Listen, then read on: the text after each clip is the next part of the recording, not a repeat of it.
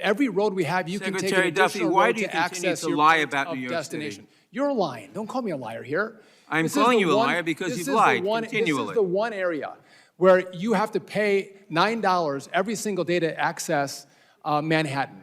That doesn't exist anywhere else. Hey, everybody. Today, we're going to take a look at a confrontation between Secretary of Transportation Sean Duffy and a Democratic rep from New York, Jerry Nadler. Now, the two go back and forth about the relative safety of the New York City transit system, and it quickly gets heated. So let's check it out. Secretary Duffy, as recently as last week, you again attacked the MTA, claiming there's a surge in subway assaults and accusing the agency of withholding information. But many of your statements misrepresent the facts and ignore documentation already provided to your department. I want to address some of those claims directly. First, are you aware that major crime in the transit system, including assaults, is down 3% since last year and down 8% since 2019? Well, I would say that's a yes or no question. Well, no, that's wrong.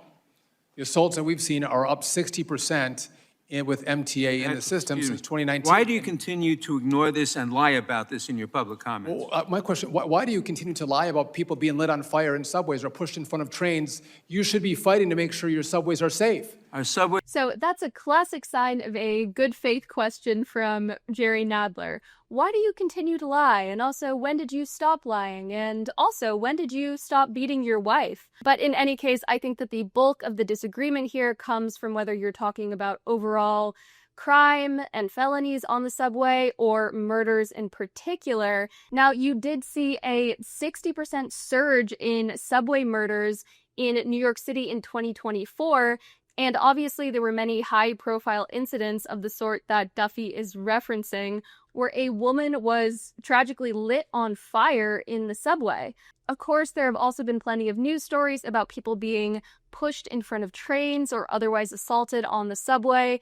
And there was one horrific New York Post story this year regarding a man defiling a corpse that had been left on the New York City subway for several hours, I believe.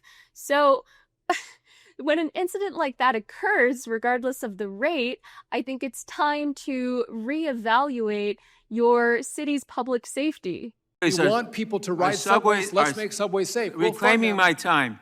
Our subways are safe, and I gave you the statistics. They're wrong. Second of all, you claimed earlier.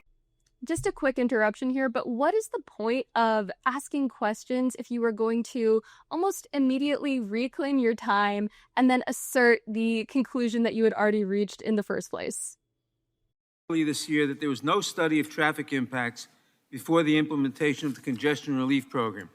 Are you aware that in 2023, your office received a nearly 4,000-page environmental assessment that thoroughly analyzed traffic patterns, transit operations, and environmental impacts in detail? Are you aware that your governor did not want to move forward? I asked if your question. Are you aware that you got? Pricing, are you aware that? Didn't want the electorate to know that? Answer my question. Are you aware that you got that 4,000-page environmental assessment? That went to the last. Yes or no? To the last administration, they got it. You got it. If so, why do you continue to deny its existence? I haven't denied any existence. Okay. Secretary Duffy, as you know, your attempt to revoke you're mischaracterizing what my complaint has been.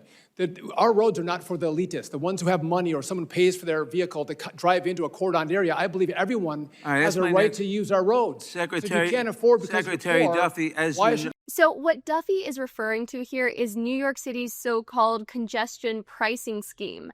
Now, this was introduced fairly recently and has been pretty controversial because it imposes steep fines on people who want to drive through the busier parts of New York City during peak traffic hours. So who is this actually going to inconvenience? Well, you can imagine that the poorest people in the city are likely to be taking public transit in the first place. You can also imagine that the wealthiest people in the city are likely to shrug off the fine as an annoyance, but continue their behavior as usual. So this pricing scheme would really seem to squeeze those people in the middle who rely on cars to get to work, and now they're either going to have to pay the fine or they're going to have to risk a ride on the New York City Metro, which, as Duffy referenced, is not the safest place to be. My time, Mr. Secretary, as you know, your attempt to revoke the MTA's congestion pricing approval came after the program had already undergone a full NEPA review and was formally cleared by the Federal Highway Administration.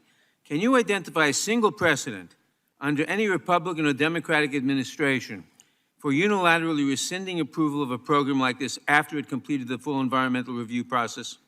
So the example is that you have never had a cordon pricing situation like this. Yes, there have only been. the elites, What do you call the New Jersey Turnpike? There's a road right next to it. Every road we have, you can take an Secretary Duffy, additional why road do you to continue access to your lie point about of New York destination. City? You're lying. Don't call me a liar here. I'm This is calling the you a one- liar because this you've is the lied one- continually. This is the one area where you have to pay $9 every single day to access Manhattan. That doesn't exist anywhere else. Every single program where you have tolled highways is under the same Why don't we program. fight for the people who can't afford to pay that pricing? Why shouldn't everyone have access to the city? And if you're going to force people into a subway, make sure it's safe.